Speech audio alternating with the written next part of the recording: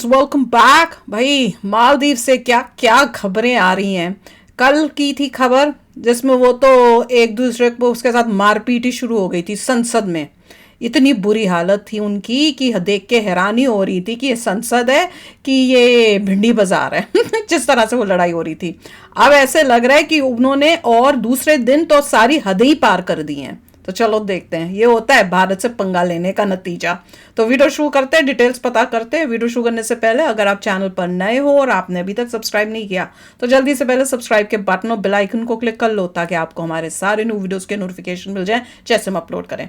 मैं तो ये सोच रही हूँ कि ये सब देख के दुनिया में जो देखते होंगे, टूरिस्ट देखेंगे, दूसरे देशों के लोग सुध देखेंगे, वो क्या सोचते होंगे मालदीव के बारे में।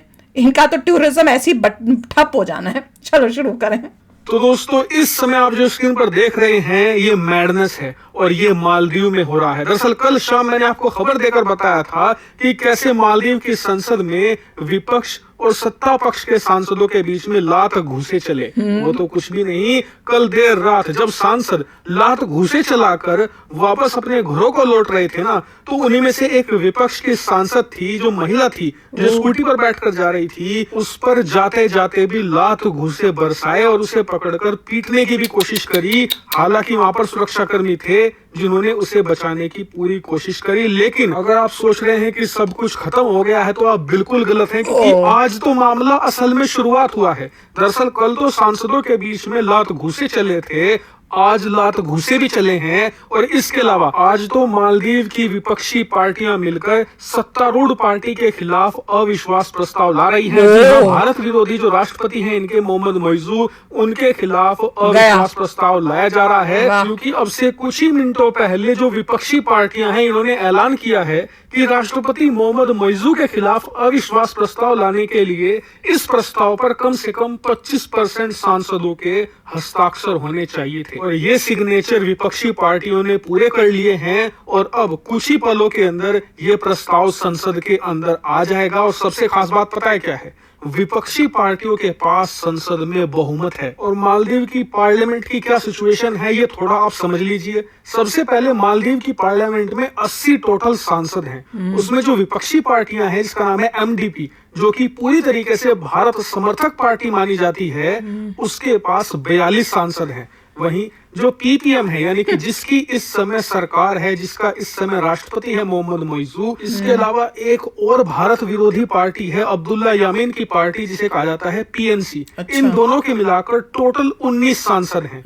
इसके अलावा जो अदर्स हैं, यानी कि जो निर्दलीय हैं एक तरीके से, या छोटी पार्टियां हैं, उनके पास 19 सांसद है। और अगर विपक्षी पार्टियों को वर्तमान राष्ट्रपति मोहम्मद मोइजू को हटाना है सत्ता से, उन्हें बर्खास्त करना है, तो इसके लिए उन्हें कम से कम 2/3 बहुमत चाहिए होगा, जो कि आंकड़ों में बैठता है 53, यानी कि उन्हें 53 सांसदों का समर्थन चाहिए। अब 42 तो इनके पास हैं, यानी कि इन्हें 11 सांसद और चाहिए। और बहुत ही हाई पॉसिबिलिटी है कि जो ये अदर्स हैं, जिनके पास 19 सीटें हैं, इनमें से करीबन 11 से 12 इनके पास बड़े आराम से आ सकते हैं। यानी कि मोहम्मद मोइजू की सरकार बहुत बड़े खतरे में है और आने वाले किसी भी वक्त जैसे ही ये प्रस्ताव संसद में लाया जाएगा, वो सरकार गिर सकती है। और फिलहाल मालदीव की पॉलिटिक्स में कोहराम मचा पड़ा है, क्योंकि दोनों पार्टियां इस कोशिश में लगी हुई हैं कि किसी तरीके से ज्यादा सांसद अपने फेवर में जुटाए जाएं। यानी कि कोहराम अभी और होगा।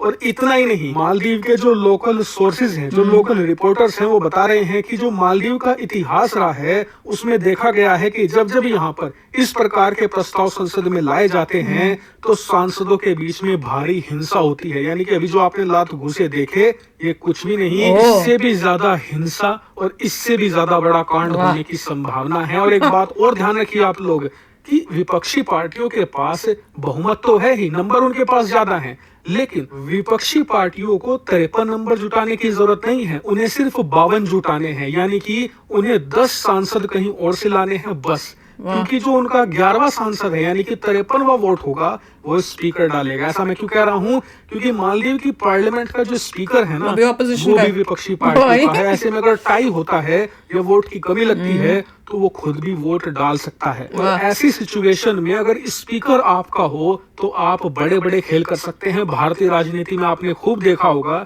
कि स्पीकर की मदद से बड़े बड़े कांड किए गए हैं। वहां पर भी विपक्षी पार्टियों के पास बड़ा एडवांटेज है, क्योंकि हर एक देश के संविधान में जो वहां के स्पीकर्स होते हैं ना उन्हें कुछ एक्स्ट्रा पावर दी जाती है, कुछ एक्स्ट्रा एडवांटेज होते हैं जिसका वो टेक्निकल फायदा उठाकर अपनी समर्थक पार्टियों को खूब फायदा भी पहुंचाते हैं। यानी कि एक बात तय है कि मालदीव में अभी बड़ा खेला होना बाकी है और बड़ा कांड भी। जो भी होगा सबसे पहले आपको इसी चैनल पर देखने को मिलेगा, इसीलिए ध्यान से सब्सक्राइब जरूर कर लेना। फिलहाल इस वीडियो में इतना ही। Thank you very much. क्या कमाल की न्यूज है। अब मुझे समझ में आ रहा है, मुझे शक हुआ था कि हम लोग जो है अपने जो आर्मी पर्सनल्स हैं और अपनी जो भी प्लेन या शिपें हैं वो जो भी वहाँ पे थी मालदीव में, अभी तक हम बुला वापस क्यों नहीं रहे हैं। क्योंकि हमें पता था कि भैया भारत को पता था कि हमारी गवर्नमेंट को पता था अभी तो मालदीव में खेला होने वाला है और ऐसा खेला हो रहा है कि ये सरकार जो है पलटने वाली है, ये निकलेगी और प्रो इंडिया जो सरकार है वो आएगी। ऐसे अभी तो यही लग रहा है। और जिस तरह से इनकी सिचुएशन है, बेचारा चाइना में तो सोचो कैसे रो रहा होगा, खून के आंसू रो रहा होगा ये सब देखकर कि हमने जो अपने पूरा षड्यंत्र रचा था, जो हमने प्लान्स किए थे कि भैया हम तो मालदीव के ऊपर अब कब्जा कर लेंगे, इंडिया आउट करवा के हम यहाँ पे आ जाएंगे। तो अपना वो जासूसी जहाज भी ले आए हैं ना, वहां पे खड़ा कर दिया है। वो उनका सारे इरादों पे पानी फिरेगा। मैं तो कहती हूँ जल्दी बदले ये सरकार, जल्दी से इनका वोटिंग हो, ये निकले यहाँ से बाहर और प्रो इंडिया जो है वो लोग आए। और लोगों को भी अभी धक्का लगेगा, क्योंकि जब इनके पेट पे लात पड़ेगी जिस तरह से हो रही है हरकतें, उसके बाद इनको जब दिखेगा आम जनता को कि हमारे को तो यहाँ पे नुकसान हो रहा है, हमारे ही कमाई में नुकसान हो रहा है, तो वो भी इस गवर्नमेंट के अगेंस्ट हो जाएंगे। क्योंकि जब आम जनता को पैसों की तंगी होती है, खाने की तंगी होती है, तब उनमें अकल वापस आती है। तो देखना अब ये तो कमाल ही हो गया है कि पहले लात भूस से चले और अब जो है उन्होंने वोट करना है, नो कॉन्फिडेंस टाइप का उन्होंने वो भी करना है। अब देखते हैं ये कब होगा, जल्दी से जल्दी होना चाहिए ताकि ये सरकार हटे। हिस्ट्री में एक एग्जाम्पल सेट हो जाएगा अगर ये हट गए कि अगर इंडिया के अगेंस्ट जाओगे तो भैया ये हाल होता है। और दिस विल बी, अगर ये हो गया ना तो इट विल बी, ये मैं कहूंगी कि हमारे भारत के लिए भी एक बहुत बड़ी जीत होगी कि हमने इतनी अच्छी पॉलिटिक्स खेल के ऐसी सरकार जो चाइना ने कितना मतलब पैसा लगाया होगा, सब किया होगा, वो लेके आई थी सरकार और उसने अपनी पूरी चाल चल ली, शुरू कर दी थी चाल चाइना ने चलनी, जहाज एक आ चुका था। उसके बावजूद हम लोग इतने स्मार्ट थे, इंडियंस, हमारी इंडियन गवर्नमेंट इतनी स्मार्ट थी कि इस टाइप से सिचुएशन हो गई कि वो वाली सरकार एंटी इंडिया, उसको धक्के मार के उन्हीं के लोगों ने निकाला है। देखते हैं अब आगे क्या होता है। दिस इज फैंटास्टिक, देख के बहुत ही अच्छा लग रहा है कि ये सिचुएशन आई है और चाइना को भी एक सबक सीखने को मिलेगा कि तुम जो चाले चलते हो उसका तोड़ जो है हमारे भारत के पास भी है। मजा आ गया।